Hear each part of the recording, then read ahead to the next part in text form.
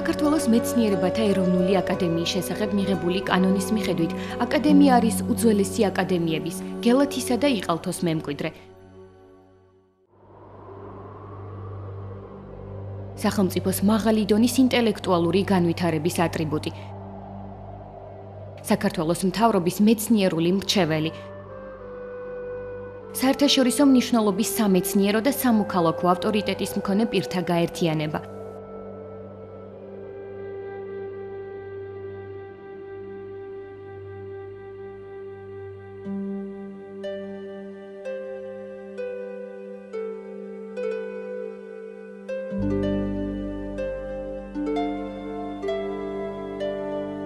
კანონი ადგენს საქართველოს მეცნიერებათა ეროვნული აკადემიის სტატუსს, მიზნებს, ამოცანებსა და საქმიანობის წესს. ამავე კანონის მიხედვით აკადემია თავის საქმიანობაში ხელმძღვანელობს საქართველოს კონსტიტუციით, საქართველოს კანონმდებლობითა და აკადემიის წესებით.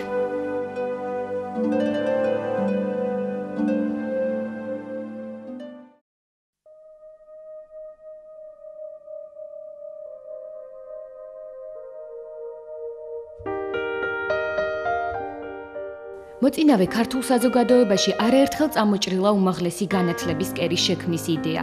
ამის შესაძლებლობა რეალურად იქცა მაშინ, როდესაც დიდმა ივანე ჯავახიშვილმა მოწინავე ქართველ მეცნიერთა ჯგუფთან ერთად იტვირთა იმ უდიდესი სიძნელეების გადალახვა, რაც უნივერსიტეტის შექმნასთან იყო დაკავშირებული. 1918 წლის 8 თებერვალს ქართული უნივერსიტეტის დაარსება ჩვენი ქვეყნის სახელმწიფოებრივი დამოუკიდებლობის კულტურულ-მეცნიერული უზრუნველყოფა იყო. ივანე ჯავახიშვილმა უნივერსიტეტის გახსნა დავით აღმაშენებლის ხსენების დღეს დაამტყვია, რითაც ხაზი გაუსვა იმას, რომ უნივერსიტეტი მეფე დავითის მიერ დაარსებული გელათის აკადემიის მემკვიდრეა. ისტორიული სამართლიანობა მოითხოვს, რომ თბილისის უნივერსიტეტს მისი დამაარსებლის დიდი ივანე ჯავახიშვილის სახელი ეწოდოს.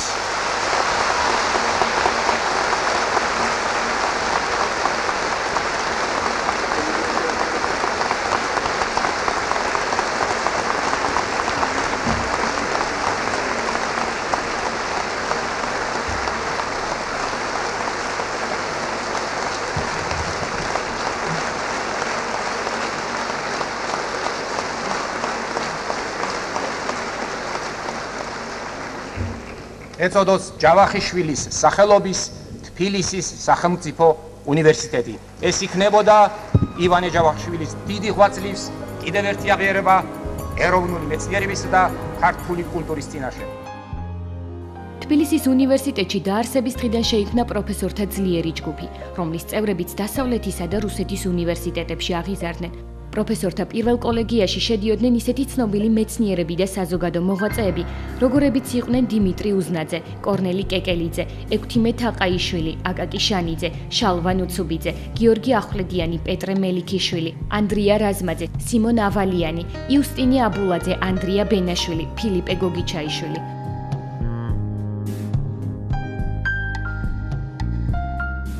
თბილისის უნივერსიტეტთან 1933-34 წლებში რესპუბლიკის მთავრობის გადაწყვეტილებით რამდენიმე ინსტიტუტის ჩამოყალიბებით, თბილისის სახელმწიფო უნივერსიტეტის დაფუძნებით, საკავშირო მეცნიერებათა აკადემიის ამიერკავკასიის ფილიალთან საქართველოს განყოფილებისა და შემდგომ საქართველოს ფილიალის შექმნით, მყარი საფუძველი ჩაეყარა ეროვნული სამეცნიერო ცენტრის დაარსებას.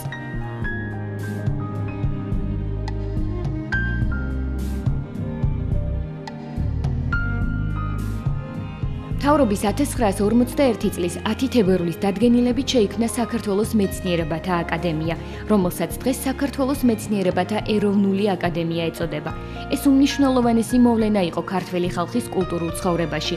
აკადემია არის მემკვიდრე და ტრადიციების გამგზელებელი, ისევე როგორც ივანე ჯავახიშვილის მიერ დაარსებული პირველი ქართული უნივერსიტეტისა, ასევე მე-12 საუკუნეში შექმნილი ქართული განათლებისა და სულიერების კერების, გელათისა და იყალთოს აკადემიებისა.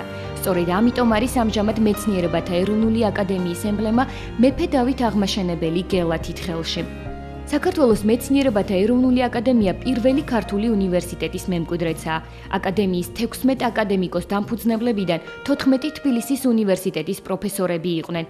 ნიკოლოზ მუსხელიშვილი, ივანე ბერიტაშვილი, გიორგი ახვლედიანი, აკაკი შანიძე, გიორგი ხაჭაპურიძე, კორნელი კეკელიძე, ალექსანდრე ჯანელიძე, ალექსანდრე თვალჭრელიძე, დიმიტრი უზნაძე, ნიკო კეცხოველი, არნოლდ ჩიქობავა, სიმონ ჯანეშია, ტარასი კვარაცხელია, გიორგი ჩუბინაშვილი.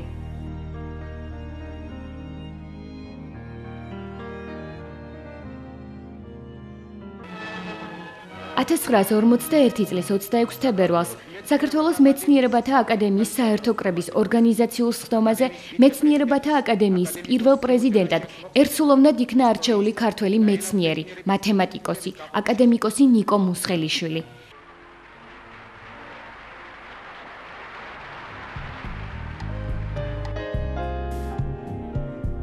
აკადემიის პირველმა პრეზიდენტმა აკადემიის პირველ სესიაზე თავის შესავალ სიტყვაში ხაზგასმით აღნიშნა ივანე ჯავახიშვილის განსაკუთრებული დამსახურება თბილისის სახელმწიფო უნივერსიტეტისა და ამასთანავე მისი მემკვიდრის საქართველოს მეცნიერებათა აკადემიის დაფუძნებაში. მან შემდეგი სიტყვებით დაამთავრა თავისი გამოსვლა.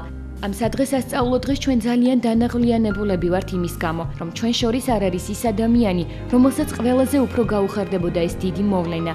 და მე ეჭვი არ მეპარება, რომ თუ დღეს მე პატივი მაქვს დავიკავო ეს მაღალი პოსტი, ივანე ჯავახიშვილი ცოცხალი რომ ყოფილიყო, ამ პოსტს ის დაიკავებდა.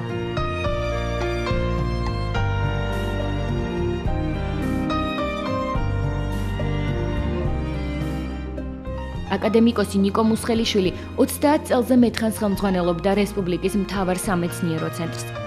დაარსების დღიდან საქართველოს მეცნიერებათა აკადემიაში ძირითადი სამეცნიერო მიმართულებები ქვეყნის კულტურული და სამეცნიერო მშენებლობის ამოცანათა და წლების მანძილზე მეცნიერების ცალკეულ დარგებში დამკვიდრებულ ტრადიციათა შესაბამისად ვითარდებოდა. Это самое простое свойство, которое вам всем известно. Тело после того, как снято усилие, оно возвращается к первоначальному состоянию. Но вот Углукас играет огромную роль в расчетах прочности сооружений, машин и прочих вещей. А главное, что меня больше всего привлекало с самого начала, это то, что там чрезвычайно интересная математическая теория, которая была разработана для теории упругости в свое время, но нашла применение во многих других отраслях математики. გასული საუკუნის 60-იან წლებში საქართველოს მეცნიერებათა აკადემიის სისტემაში უკვე წარმოდგენილი იყო თანამედროვე მეცნიერების თითქმის ყველა დარგი, რაც დიდი დამსახურებაა აკადემიის პირველი პრეზიდენტის, აკადემიკოს ნიკო მუსხელიშვილისა, რომელიც ფართო მეცნიერული და საზოგადოებრივი ინტერესებიდან გამომდინარე, ყოველთვის დიდ ყურადღებასა და მზრუნველობას იჩენდა აკადემიის სისტემაში მეცნიერული დონის ყველა დარგის განვითარებისადმი. ნიკო მუსხელიშვილის ხელმძღვანელობით მეცნიერებათა აკადემიამ მნიშვნელოვან შედეგებს მიაღწია თანამედროვე მათემატიკისა და მექანიკის, ფიზიკისა და ასტრონომიის, ფიზიოლოგიისა და ბიოლოგიის, ქიმიისა და გეოლოგიის, ენათმეცნიერებისა და აღმოსავლეთ მცოდნეობის, ისტორიისა და არქეოლოგიის, ფილოსოფიისა და ფსიქოლოგიის და ცოდნის სხვა დარგებში. ყოველივე ამან მთელ მსოფლიოში გაუთქვა სახელი საქართველოს მეცნიერებათა აკადემიას და იგი მსოფლიოში ცნობილი სამეცნიერო ცენტრების რიგებში ჩააყენა. საქართველოში ჩამოყალიბდა სახელგანთქმული მეცნიერული სკოლები: ნიკო მუსხელიშვილის, ილია ვეკუას, ვიქტორ კუპრაძის მათემატიკური სკოლა, ივანე ბერიტაშვილის ფიზიოლოგიური სკოლა, დიმიტრი უზნაძის ფსიქოლოგიური სკოლა, გიორგი ჩუბინაშვილის ქართული ხელოვნებათმცოდნეობის სკოლა, გიორგი წერეთლის აღმოსავლეთმცოდნეობის სკოლა, აკაკი შანიძის, გიორგი ახვლედიანის, არნოლდ ჩიქობავას, ვარლამ თოფურიას საენათმეცნიერო სკოლა,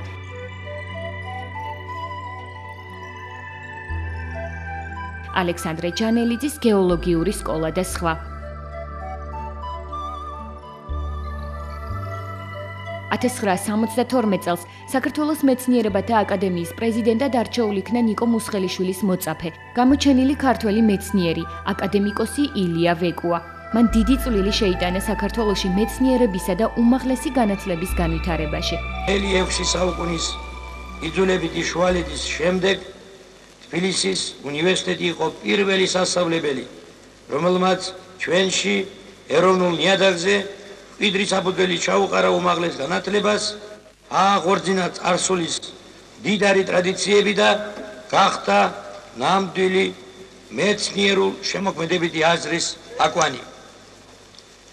პროგრესულ ქართველ მოღვაწეებს არაერთ გზის დაუყენებიათ ეროვნული უნივერსიტეტის გახსნის საკითხი, მაგრამ მეფის თვითმფრობელობის პირობებში ეს ცდები ყოველთვის მარცხით თავდებოდა.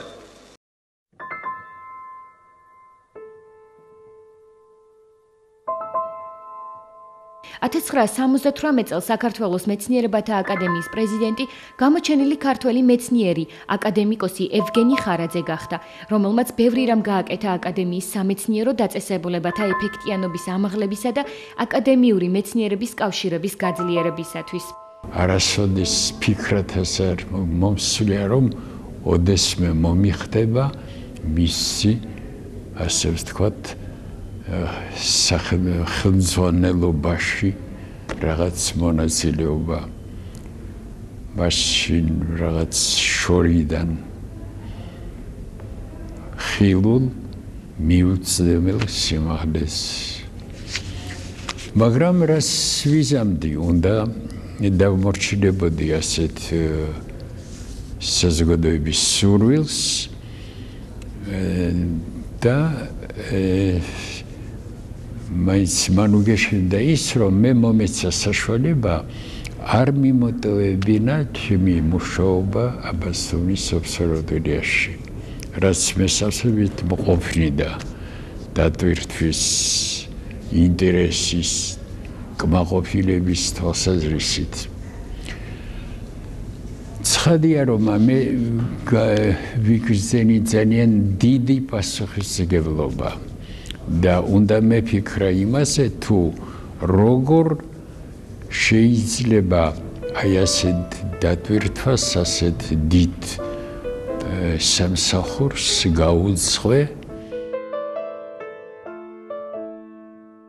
1986 წელს აკადემიის პრეზიდენტად არჩეულ იქნა გამოჩენილი მეცნიერი, აკადემიკოსი ალბერტ თავხელიძე. ის თითქმის 2 ათეული წელი უძღვებოდა საქართველოს მეცნიერებათა აკადემიას. აკადემიის პრეზიდენტობა ალბერტ თავხელიძეს უხდებოდა ქვეყნისათვის უმძიმეს ვითარებაში. იგი ყველა ღონეს ხმარობდა, რათა შეენარჩუნებინა ქართული ინტელექტუალური პოტენციალი.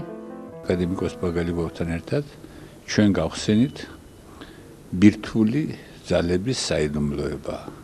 ჩვენ მიერ შემოტანილი იქნა ახალი მუხტი, ფერადი მუხტი, რომლის საშუალებითაც ახსნილი იქნა ბირთვული ძალების ბუნება. აქ ესე იგი შექმნილი იქნა სოფლიოში უნიკალური დამაჩქარებელი ელემენტარული ნაწილაკების ძალიან მაღალი ინტენსივობის და თავის დროზე ესე იგი აქ ორი ასპექტი ქონდა მაგას, სუფთა თეორიული ასპექტი ფიზიკაში და გამოყენებითი. 2005 წლის იანვრიდან საქართველოს მეცნიერებათა ეროვნულ აკადემიას სათავეში უდგას გამოჩენილი ქართველი მეცნიერი, ლენინის, ჰუმბოლტისა და ჯავახიშვილის პრემიების ლაურეატი, აკადემიკოსი თამაზ გამყრელიძე.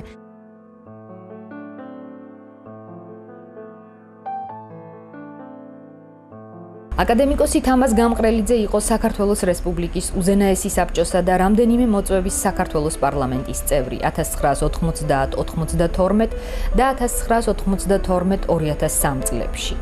როგორც საქართველოს რესპუბლიკის უზენაესი საბჭოს წევრი, იგი არის ერთ-ერთი ხელმომწერი საქართველოს სახელმწიფოებრივი დამოუკიდებლობის აღდგენის აქტისა. რუსეთის მეცნიერებათა აკადემიის აკადემიკოსი, ევროპისა და ამერიკის შეერთებული შტატების პრესტიჟული აკადემიების წევრი, ჩიკაგოსა და ბონის უნივერსიტეტების საპატიო დოქტორი, საერთაშორისო სამეცნიერო პრემიების ლაურეატი. განსაკუთრებით აღსანიშნავია ამერიკის მეცნიერებათა ნაციონალური აკადემიის უცხოელი წევრობა. ამერიკის შეერთებული შტატების მეცნიერებათა ნაციონალურ აკადემიაში წევრად არჩევა საყოველთაოდ მიჩნეულია უმაღლეს პატივად, რაც კი შეიძლება მეცნიერს მიეგოს.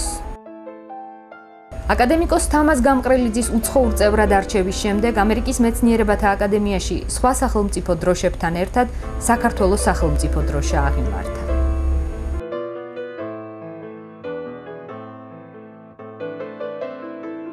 განსაკუთრებით უნდა აღინიშნოს მეცნიერებათა ეროვნულ აკადემიაში ქრისტიანული თეოლოგიისა და რელიგიის ისტორიის შემსწავლელი კომისიის არსებობა, რომელსაც სათავეში სრულიად საქართველოს კათოლიკოსი, მისი უწმიდესობა ილია მეორე უდგას. პატრიარქი 2006 წელს არჩეულ იქნა საქართველოს მეცნიერებათა ეროვნული აკადემიის საპატიო აკადემიკოსად.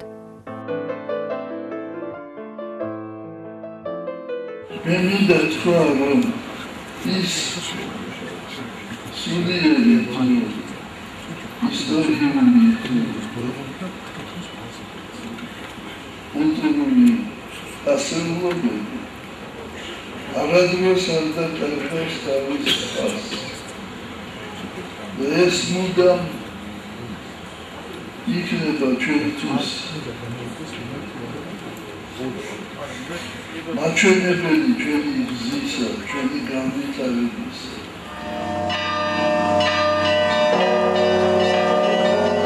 დღევანდელი დღე შევა საქართველოს მეცნიერებათა ეროვნული აკადემიის ისტორიაში როგორც უმნიშვნელოვანესი დღე,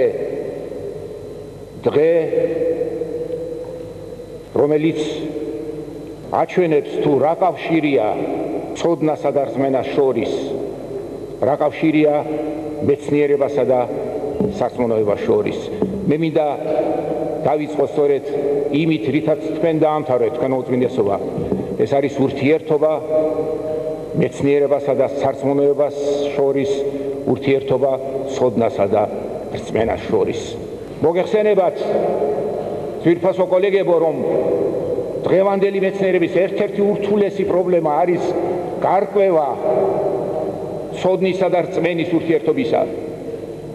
უდიდესი მოაზროვნეები, მათ შორის უდიდესი ბუნებისმეტყველნი, ღრმად მორწმუნე ადამიანები იყვნენ. მაქს პლანკი, ალბერტ აინშტაინი. ისინი თვლიან, რომ ცოდნა და რწმენა, მეცნიერება და სარწმუნოება კი არ გამორიცხავენ ერთმანეთს, არამედ ავსებენ ერთმანეთს. ეს არის ორი მხარე საერთო ფენომენისა, საერთო მოვლენისა, რომ ადამიანი და სამყარო შეიცნობა სწორედ აი ამ ორი ფენომენის გაერთიანებით. ისინი დამატებითნი არიან ერთმანეთის მიმართ ადამიანისა და სამყაროს შესნობასი, დამატებითობის ნილს ბორისეული გაგებით.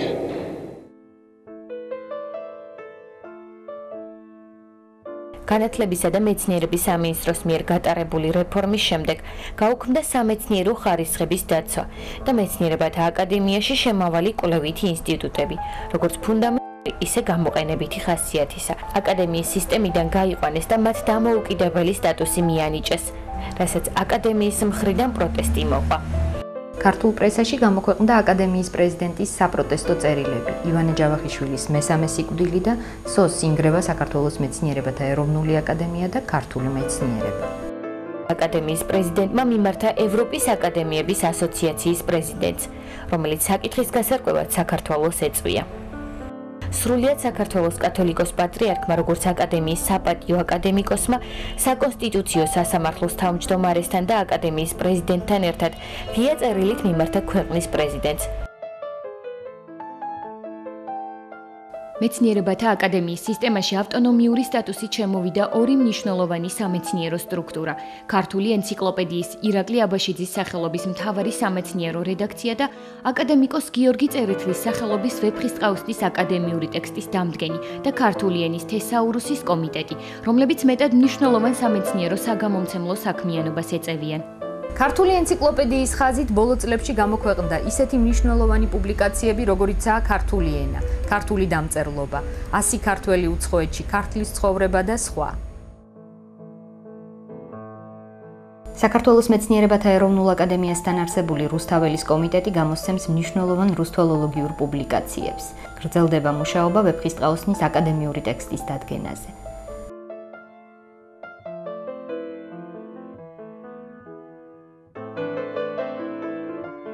ამჟამად მიმდინარეობს მუშაობა მრავალტომიან ენციკლოპედიაზე საქართველო, რომელიც რამდენიმე წელიწადში დასრულდება.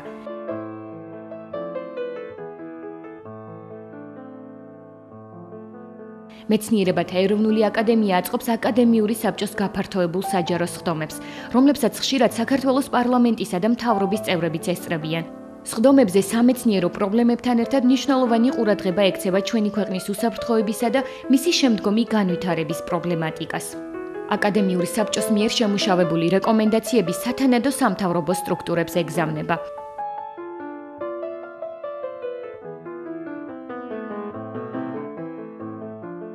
საქართველოს მეცნიერებათა ეროვნული აკადემია არის მთელი რიგი საერთაშორისო აკადემიური გაერთიანებების კოლექტიური წევრი.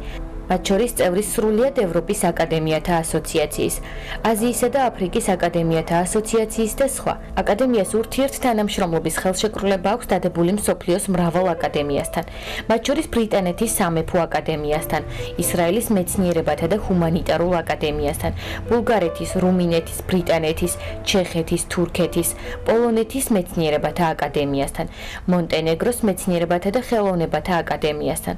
ახლახან გაფორმდა ხელშეკრულება ავსტრიის მეცნიერებათა აკადემიასთან. მრავალი გამოჩენილი უცხოელი მეცნიერი არის საქართველოს მეცნიერებათა ეროვნული აკადემიის უცხოელი წევრი, რასაც ისინი დიდ პატივად მიიჩნევენ. მათ შორისაა მსოფლიო პატრიარქი, მისი ყოვლად უწმიდესობა ბართლომეოს პირველი.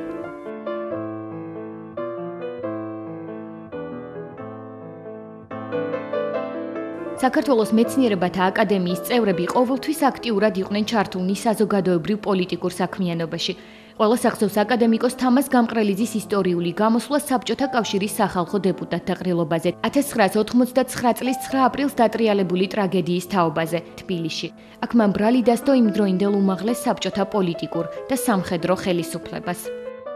Тбилисская трагедия потрясла всех и явилась страшным ударом по общечеловеческим ценностям, о которых так много говорится на нынешнем съезде. Ударом, социальные и политические последствия которого трудно сейчас предугадать.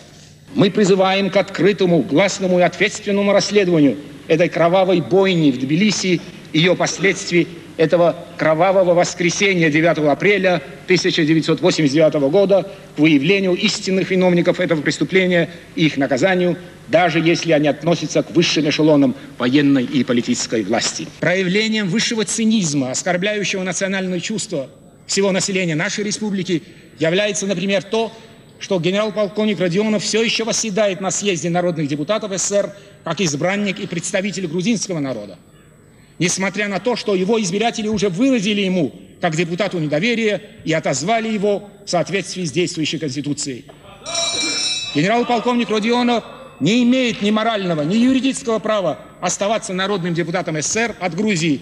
Народный депутат СССР должен все же осознавать, что он избранник народа и защитник его интересов, а не его каратель.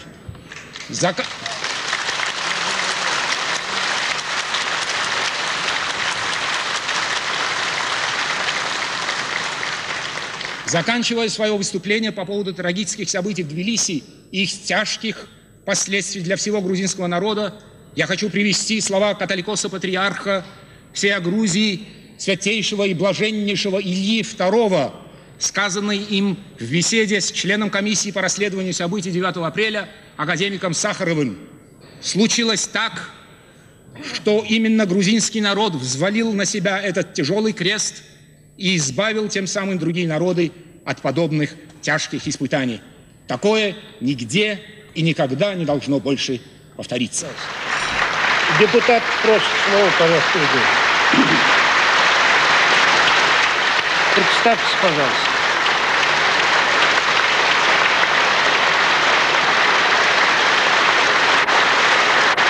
Пожалуйста, к трибуне.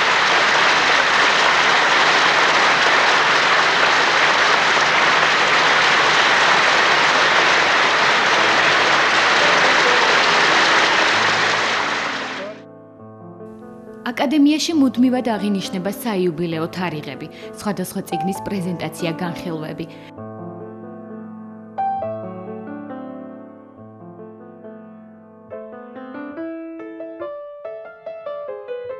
აქვე ეწყობა საერთაშორისო სიმპოზიუმები, რომელშიც აკადემიის წევრები აქტიურად არიან ჩართულნი. საქართველოს მეცნიერებათა ეროვნული აკადემია კოორდინაციას უწევს მეცნიერულ კვლევებს საქართველოში და ამყარებს კავშირებს საზღვარგარეთის ქვეყნების აკადემიებთან და მეცნიერულ ცენტრებთან. საქართველოს მეცნიერებათა ეროვნული აკადემიის დაარსებიდან 60-მეათე და ნიკო მუსხელიშვილის დაბადებიდან 120 წლის თავთან დაკავშირებით მეცნიერებათა აკადემიაში ჩატარდა ნიკო მუსხელიშვილისადმი მიძღვნილი მათემატიკოსთა საერთაშორისო კონფერენცია, რომელშიც მრავალი ქვეყნის გამოჩენილმა მეცნიერმა მიიღო მონაწილეობა.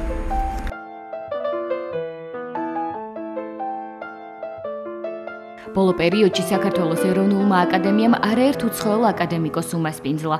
საერთაშორისო ურთიერთობები და საერთო პროექტები სამომავლოდაც იგეგმება.